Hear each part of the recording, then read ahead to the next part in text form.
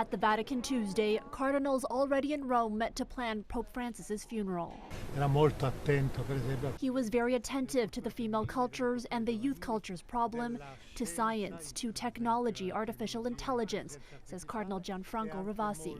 Most of all, he's been someone who innovated the church's language.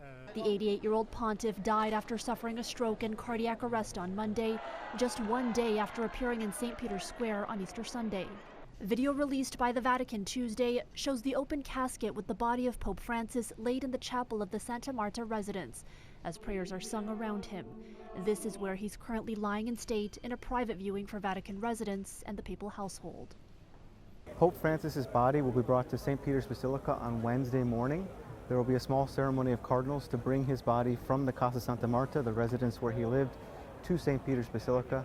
Starting sometime Wednesday morning, we expect that mourners will be able to come into the Basilica to visit with Pope Francis, to say their goodbyes. Security has tightened in Rome as the Holy City prepares for massive crowds. Tens of thousands of mourners are expected to pay their respects to Francis as he lies in state for 3 days.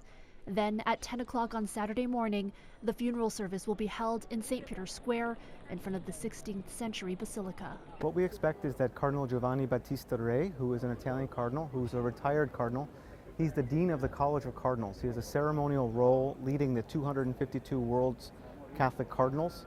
He will be the primary celebrant and possibly the homilist for the funeral on Saturday, which means he may offer a stirring elocution about Pope Francis. Breaking from tradition, Pope Francis said in his final statement that he wished to be buried in a simple tomb in the ground at Rome's Basilica di Santa Maria Maggiore, not St. Peter's Basilica.